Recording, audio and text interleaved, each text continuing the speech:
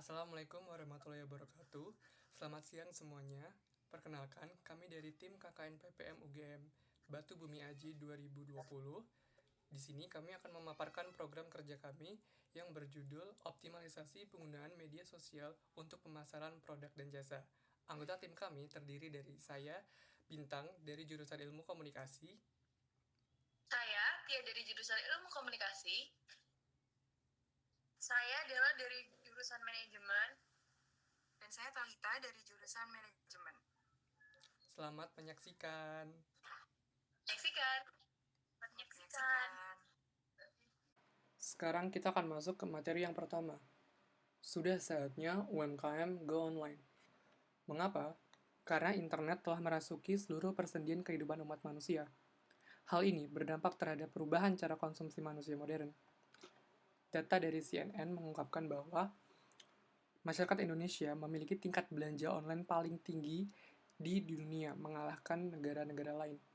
Oleh karena itu, UMKM harus mampu menangkap peluang di dunia digital ini sekaligus sebagai bentuk adaptasi terhadap perkembangan zaman.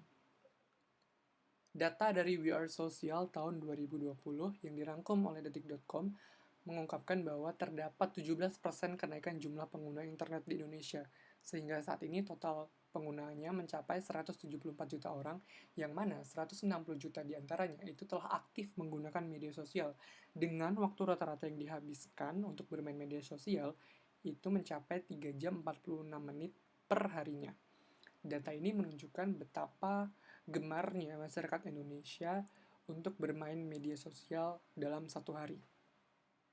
Kemudian penelitian dari Purwidiantoro dan kawan-kawan tahun 2016 mengungkapkan bahwa apabila UMKM mampu mengoptimalkan penggunaan media sosial, maka itu dapat membantu meningkatkan volume penjualan mereka dengan angka rata-rata mencapai 10 hingga 50%, bahkan tidak menutup kemungkinan bisa 100% atau lebih. Lantas, apa saja keuntungan menggunakan media sosial sebagai sarana pemasaran produk? Yang pertama, akan lebih hemat. Dibandingkan dengan mengiklankan produk secara konvensional melalui media mainstream, menggunakan media sosial akan jauh lebih murah biayanya karena beberapa fitur yang ada di media sosial itu bisa dimanfaatkan secara gratis. Kemudian jangkauan yang lebih luas. Seringkali produk UMKM itu hanya terdengar di daerah sekitar UMKM berada, sehingga UMKM mengalami stagnasi. Namun, dengan menggunakan media sosial, maka promosi produk dapat menjangkau calon pembeli yang lebih luas, bahkan bisa ke seluruh pelosok Indonesia. Yang ketiga, dapat meningkatkan citra. Media sosial dapat digunakan untuk memperkuat citra UMKM agar dipandang baik dan dipercaya oleh konsumennya. Kemudian muncul pertanyaan, medsos apa ya yang paling cocok digunakan untuk pemasaran produk? Ada dua, yakni Facebook dan Instagram. Berdasarkan data dari katadata.co.id tahun 2017, Facebook dan Instagram adalah platform paling favorit yang digunakan oleh masyarakat Indonesia untuk bertransaksi secara online. Facebook sendiri memiliki pengguna di Indonesia mencapai 130 juta orang dengan pertumbuhan pada angka 8,3% dari tahun sebelumnya. Sementara jumlah pengguna Instagram di Indonesia itu terdapat 63 juta orang yang tumbuh 5% atau sekitar 3 juta pengguna baru dari tahun sebelumnya. Kemudian bagaimana langkah awal untuk mengoptimalkan penggunaan Facebook, yakni dengan ubah akun Facebook bisnis Anda menjadi fans page dengan cara pertama, login terlebih dahulu menggunakan akun Facebook reguler Anda. Kemudian yang kedua, klik option dan pilih menu buat halaman. Yang ketiga, pilih jenis Facebook page yang relevan dengan kepentingan bisnis Anda. Akan diberikan beberapa pilihan kategori, pilih yang paling sesuai ya. Kemudian, yang keempat, maaf di sini ada kesalahan. Jika sudah, maka Anda bisa mengganti nama Facebook page sesuai brand atau nama UMKM. Kemudian lengkapilah rincian profile agar Facebook page Anda menjadi lebih menarik. Pasang foto profile dan halaman sampul yang relevan dengan bisnis Anda. Atau bisa juga loh dengan UMKM Anda, logo UMKM Anda. Seperti yang dilihat di gambar di sini ya. Yang ketujuh, Kemudian tambahkan Facebook page ke halaman favorit agar Anda bisa lebih mudah dan cepat untuk mengakses Facebook page melalui akun pribadi. Seperti ini. Bagaimana dengan Instagram? Bagaimana langkah awalnya untuk mengoptimalkan penggunaan Instagram? Yakni, pertama, ubah akun Instagram Anda menjadi Instagram bisnis dengan cara, pertama, mirip dengan Facebook, login terlebih dahulu menggunakan akun Instagram reguler Anda. Kemudian masuk ke profile dan pilih pengaturan atau setting pada pojok kanan atas. Lalu klik account dan ubah akun Anda menjadi Instagram bisnis dengan klik pilihan switch to business account seperti yang terlihat pada gambar yang tulisan berwarna biru ini.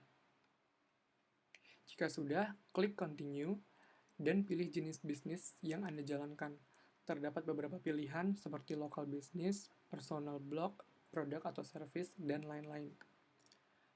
Kemudian, klik next dan verifikasi alamat email dan nomor telepon Anda untuk memudahkan calon pembeli menghubungi serta melakukan aktivitas transaksi. Yang terakhir, jika merasa diperlukan, Anda bisa menghubungkan akun Instagram bisnis dengan akun Facebook fanpage yang telah Anda buat sebelumnya. Seperti itu materi yang pertama kali ini. Selanjutnya akan dilanjutkan oleh teman saya. Terima kasih. Manajemen konten. Apa itu konten? Konten adalah sarana bagi UMKM untuk menemukan kreativitas dan mengangkat hati para calon konsumen. Jadi, konten itu sangat penting bagi strategi pemasaran dan salah satu faktor kesuksesan dalam menjalankan UMKM. Lantas, konten seperti apa yang harus diposting? Yang pertama ada foto. Foto ini terkait produk dan jasa yang dijual, meme, isu terkini sedang booming, atau motivasi. Nah, di samping ini bukan salah satu contoh konten Instagram yang dapat diposting bagi sebuah UMKM. Hal-hal yang harus diperhatikan seperti gunakan tema atau filter yang konsisten sehingga menjadi identitas dari UMKM tersebut. Dan yang kedua, jangan terlalu sering melakukan promo atau hard selling di Instagram. Karena konten promo di media sosial itu sebaiknya 20% dari total konten. Yang kedua ada video. Video ini merupakan jenis konten terbaik untuk engagement di sosial media. Seperti apa videonya? Seperti video tutorial, promosi dan diskon, tips dan saran, perayaan, inspiratif, rekaman live, dan video lain. Nah, ini contoh videonya. Videonya itu bisa di-post di feed atau di IGTV yang mampu merekam hingga 60 menit. Yang ketiga ada infografis. Ini merupakan jenis konten yang sangat baik karena bersifat informatif sehingga sangat tepat digunakan untuk mengedukasi para pengikut di media sosial. Nah, biasanya infografis ini menggunakan visual yang eye-catching sehingga menarik dan meningkatkan engagement dari konten media sosial UMKM itu sendiri. Yang keempat, story. Story ini merupakan media yang tepat bagi UMKM untuk mengajak para pengikutnya itu berinteraksi. Jadi seakan-akan para konsumen ini dilibatkan di setiap kegiatan bisnis yang dilakukan oleh UMKM. Nah, ini adalah contoh-contoh story yang dapat diupload melalui Instagram ataupun Facebook. Yang kelima ada konten kontes. Konten kontes ini merupakan konten yang terbaik untuk memaksimalkan engagement baik di Instagram maupun di Facebook. Kenapa? Karena konten kontes itu tidak hanya berasal dari satu akun milik UMKM, tapi juga datang dari seluruh peserta kontes. Contohnya seperti like to win dan giveaway. Dan nantinya itu ada hadiah yang diberikan oleh UMKM tersebut kepada para pengikut yang mengikuti konten kontes tersebut. Nah, ini ada juga tips-tips memposting konten di media sosial agar mendapatkan engagement yang tinggi. Contoh yang pertama adalah ukuran konten. Dalam memposting konten itu harus memperhatikan resolusi dari konten tersebut. Usahakan untuk memiliki ukuran resolusi tertinggi dengan kualitas yang HD. Karena gambar yang lebih jelas itu akan lebih menarik bagi konsumen. Yang kedua, waktu posting.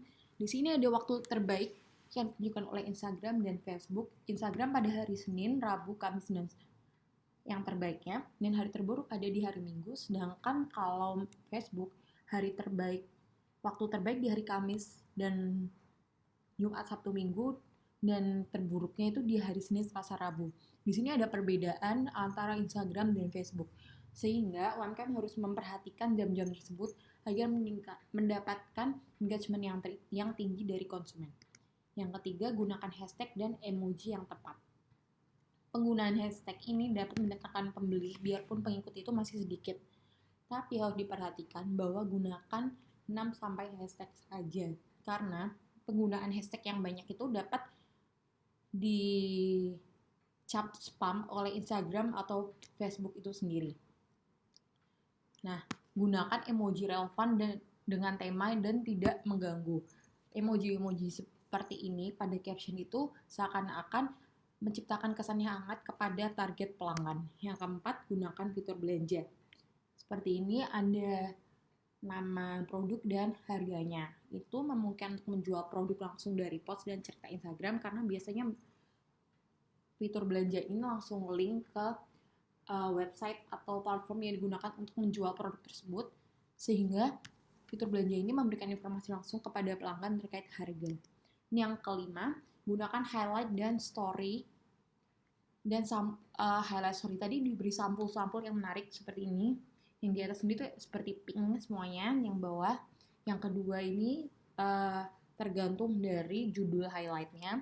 Dan yang tiga, UMKM itu bisa memberikan highlight sampul yang sama.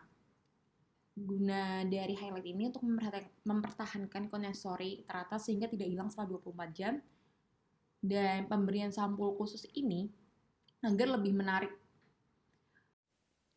Nah, setelah kita mengetahui tentang pentingnya konten yang menarik, pertanyaan selanjutnya yang muncul adalah bagaimana cara membuat konten yang menarik? Jawabannya adalah dengan Canva, sebuah aplikasi untuk desain. Kenapa sih kita harus melakukan desain grafis?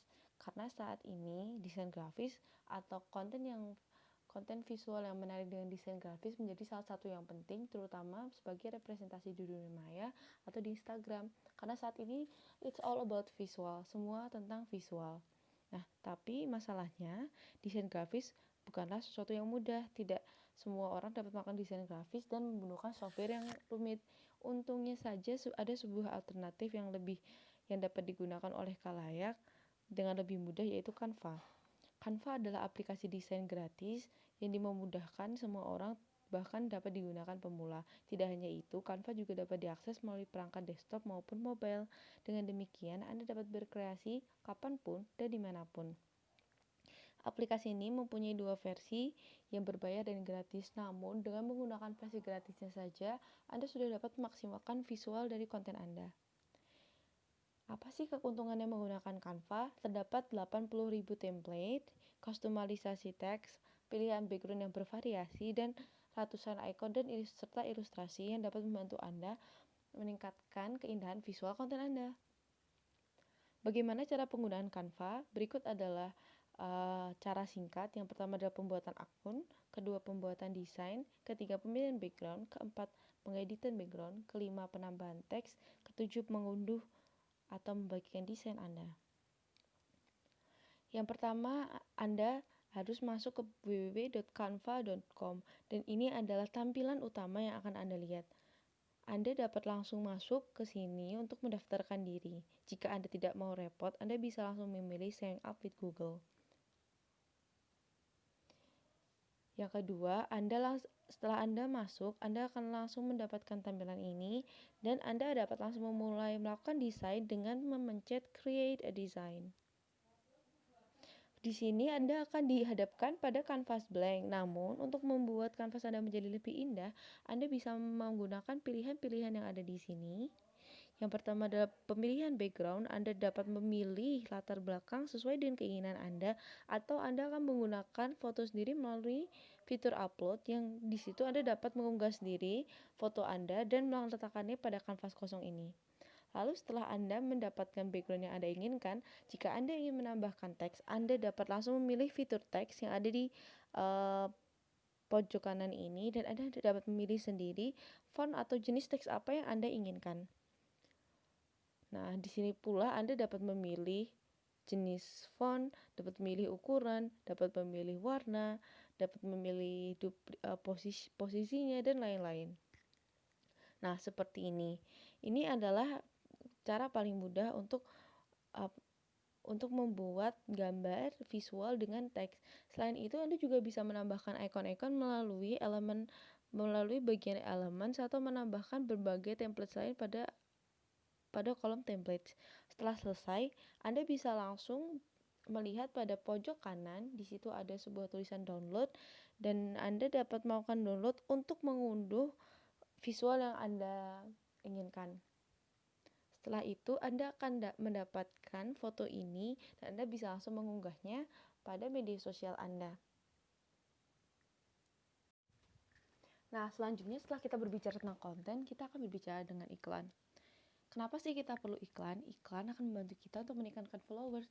Karena jika followers kita 0, siapa yang mau beli? Kita tidak akan mempunyai potensial pembeli yang dapat kita iming-imingi produk kita.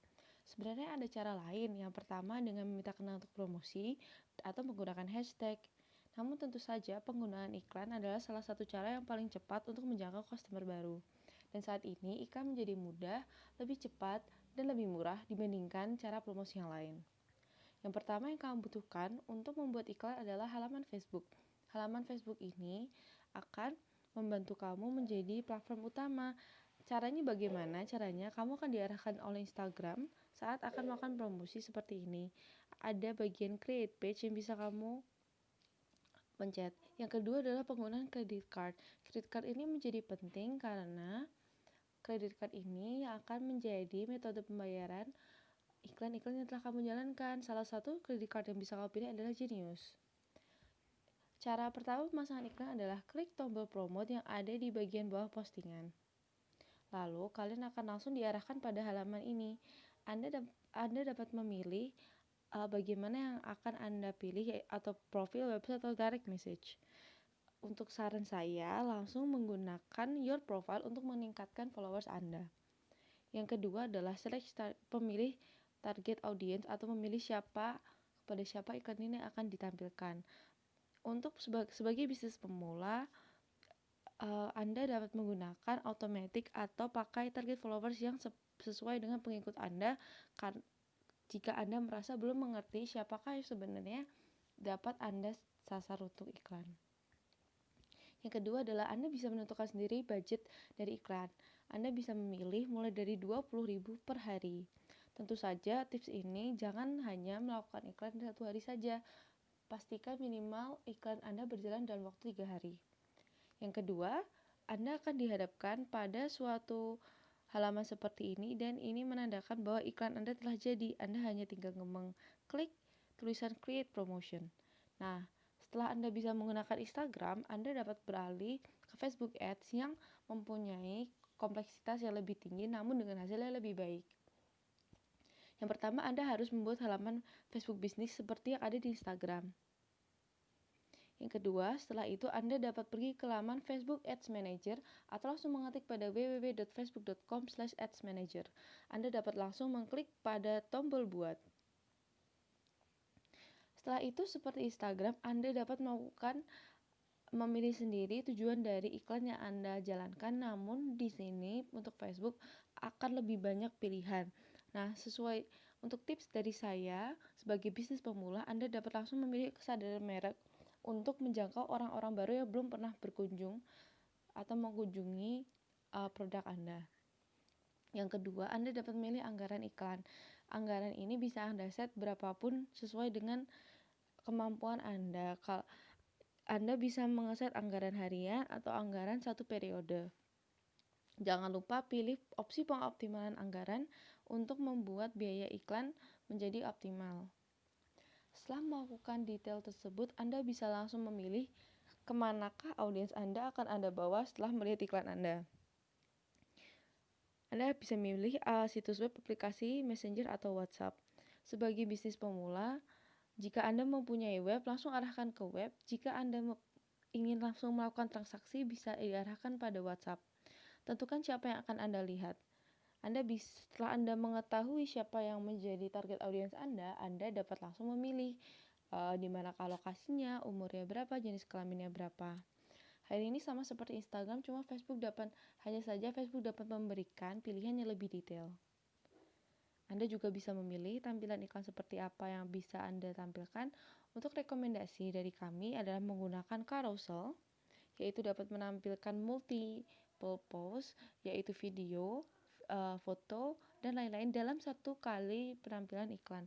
Jangan lupa berikan caption untuk menarik audiens melihat iklan Anda. Nah, yang terakhir, metode pembayaran. Metode pembayaran ini juga sama seperti Instagram, yaitu menggunakan kartu kredit.